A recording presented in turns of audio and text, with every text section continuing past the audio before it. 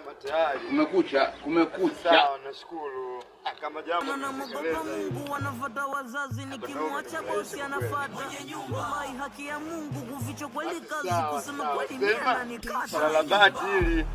Swala bati ili kikule nyumba hii. Kwa sababu hivyo vitu vingine sio tayari. Katika mazingira ya bati hili. Basi sawa. Huyu jamaa vipi? Hajaenda leo kazini?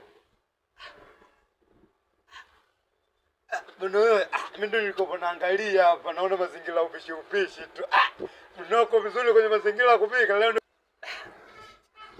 Sasa mwanangu, mbona vitu vidogo tu katika mazingira ya kupika? Hivi mwanangu ni vitu vidogo sana. Mazingira ya kupika ugali. Sio watu wa kiume bogo, unajua? Sio watu wa kiume. Wewe acha tu mwanangu, lakini Mungu hawezi amini mwanangu.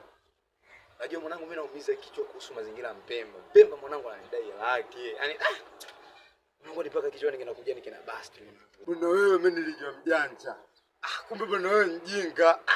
Mimi mzako hapa ilikuja siku hiyo hapa. Kuja nikamwambia nyumba yako mbovu hii. Nikazamwisha kafoka. Sijui nikamwambia nyumba hii mbovu mimi nirudishie hela yangu. Lakini cha ajabu mimi nikamwambia kula akaniambia bwana wewe usiwazi mimi nitakutengenezaje tailizi. Sasa wewe badala ya kumwambia ukweli yani unamuogopa. Bwana jinga. Mimi siwezi hayo.